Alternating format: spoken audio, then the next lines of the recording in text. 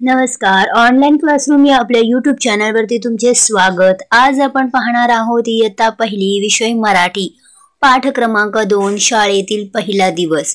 या पाठामध्ये तुम्हाला काही चित्र दाखवलेले आहेत आणि त्या चित्रांचं निरीक्षण करून तुम्हाला त्याविषयी माहिती सांगायची आहे. बरोबर आहे की नाही विद्यार्थ्यांनो?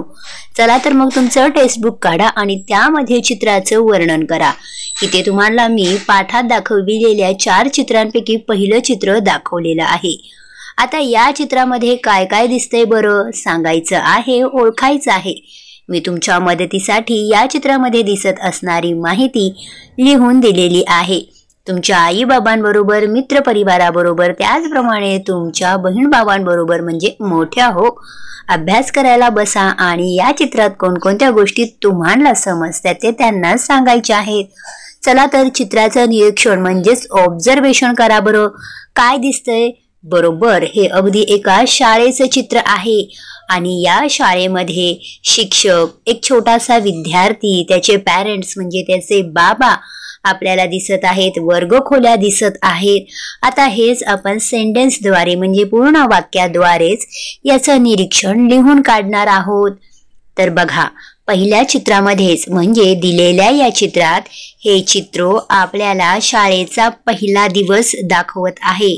म्हणजे शाळा सुरू होऊन शाळेतील पहिला दिवस आपल्याला इथे अभ्यासाला निरीक्षण करायला दिलेला आहे. नंबर 2, एक मुलगा शाळेच्या गणवेशात आहे.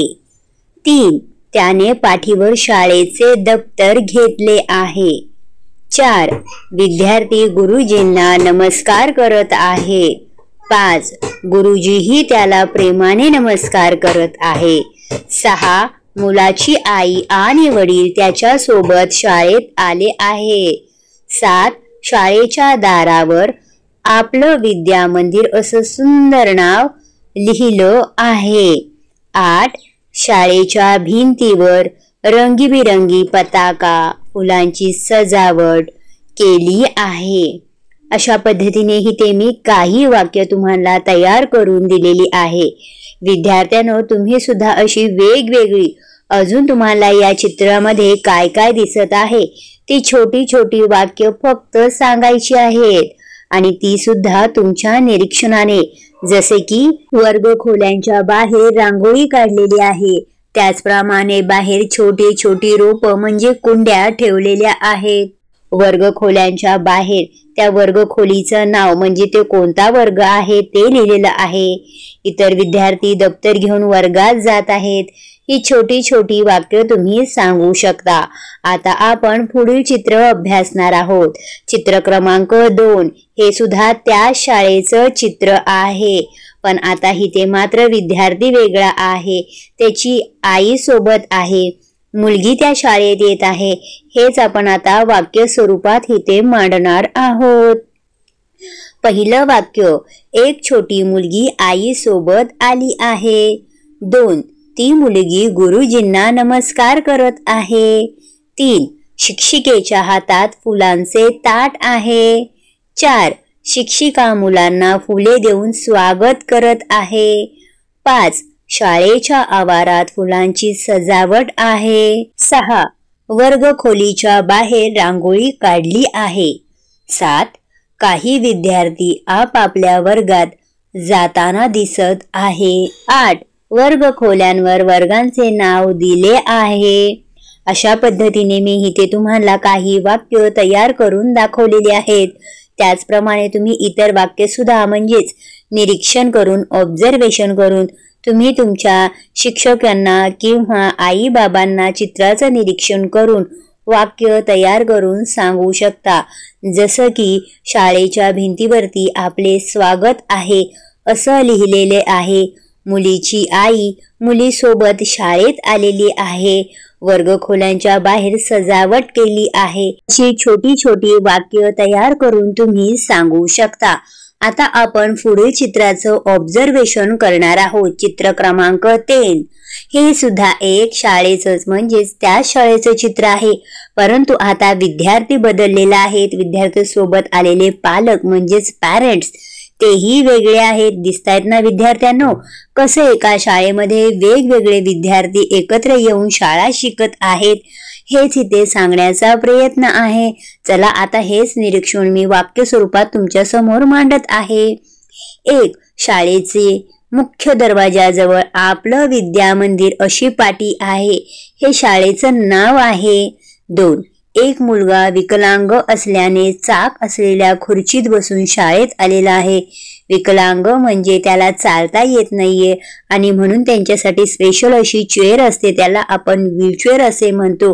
त्या खुर्चीला बाजूला चाकं असतात, जेणेकरून तो विद्यार्थी सहजरित्या एका ठिकाणहून दुसऱ्या ठिकाणी जात असतो. त्याला सोडण्याकरता त्याचे आई बाबा शाळेत आलेले आहेत. 3. त्या मुलासोबत त्याचे आई बाबा आले आहेत. 4. शिक्षिका मुलांना फूल देऊन स्वागत करत आहे.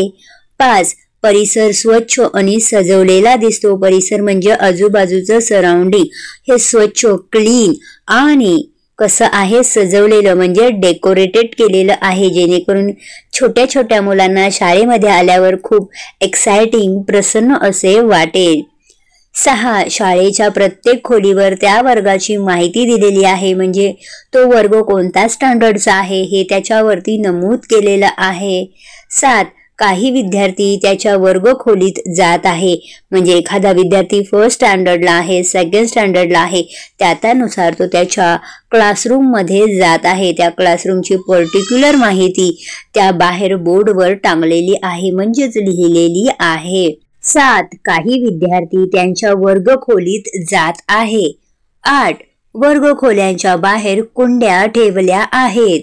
मुलांना प्रसन्न वाटावं, छान वाटावं, वातावरण प्रफुल्लित व्हावं याकरता वर्ग खोल्यांच्या बाहेर छोटी छोटी फुलांची रोपं ठेवलेली आहेत, असंही ते आपल्याला ऑब्झर्वेशन करायचं आहे.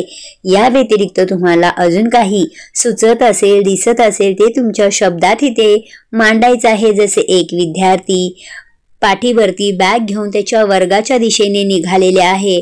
ब्लॅकबोर्डवरती सुस्वागतम असे लिहिलेले आहे. या छोट्या छोट्या गोष्टी तुम्ही ऑब्झर्वेशननी सांगू शकता. आता शेवटचं चित्र आपल्याला काय दिसतंय बरं? अगदी बरोबर. आता तुमच्या शाळेमध्ये एखादं सेलिब्रेशन झालं तर अशा पद्धतीने रंगीबिरंगी बोर्ड असे ठेवलेले असतात, ज्याच्यातून तुम्ही तुमचं छायाचित्र म्हणजेच फोटो काढू शकता. आणि तसंच काहीशी ऍक्टिव्हिटी या शाळेमध्ये सुद्धा केलेली आहे. आपल्याला इथे काय दिसते तर एक असा स्क्वेअर कार्ड दिसत आहे, ज्याच्या पाठीमागे स्टुडंट्स उभे राहून फोटो काढत आहेत, त्यांचे पॅरेंट्स त्यांचे फोटो काढत आहे. आणि तो बोर्ड सुद्धा खूप छान पद्धतीने सजवलेला आहे.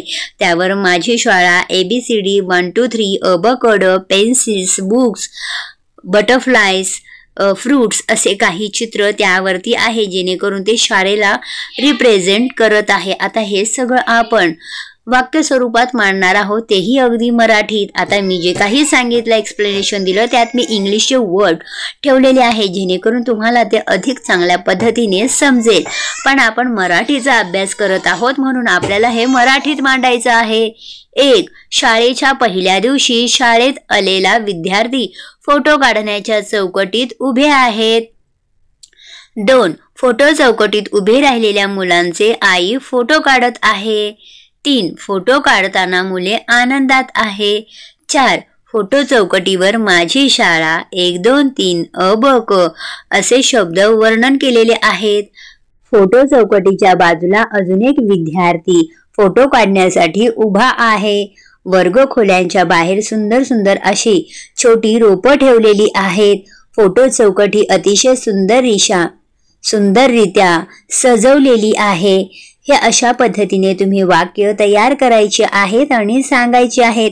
तेव्हा बालमित्रांनो, तुम्हाला माझ्या शाळेचा पहिला दिवस हा पाठ क्रमांक 2 पुरेपूर समजलेला असणार आहे. यामध्ये अवघड असं काहीच नाही. तुम्हाला 4 चित्र दिलेली आहेत आणि 4 चित्रांमध्ये जी माहिती दिसत आहे तुमच्या छानशा आवाजात एक्सप्लेन करायची आहे.